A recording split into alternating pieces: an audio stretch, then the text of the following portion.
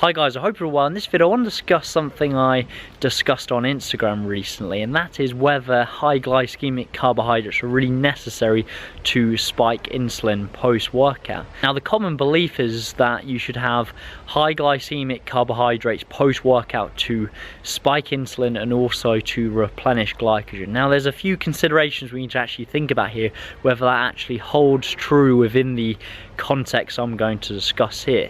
Now first, it's really important to realize that protein is also insulinogenic. It's not just carbohydrates. As such, if you have protein within your post-workout meal, by default insulin levels will be above fasting levels anyway.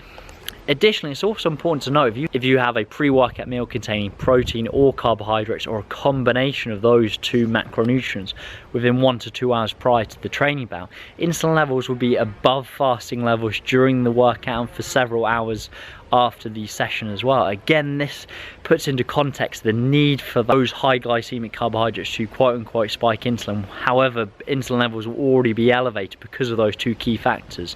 Protein is also an insulinogenic, and also with a pre-workout meal prior to the training bout. Additionally, with regards to replenishing glycogen, this is another reason why people believe that they should have high glycemic carbohydrates post-workout. The need for this will really depend on context. If you're training twice per day, the same muscle groups within an 8-hour period, there may be a need to have high glycemic carbohydrates to replenish glycogen quicker. However, for most people watching this video, and for most people with muscle building goals or fat loss goals, the next training session will be 24 hours away. As such, glycogen resynthesis will take care of itself by default, with the caveat if you consume sufficient carbohydrates within your day, and therefore high glycemic carbohydrate really isn't necessary within this specific context.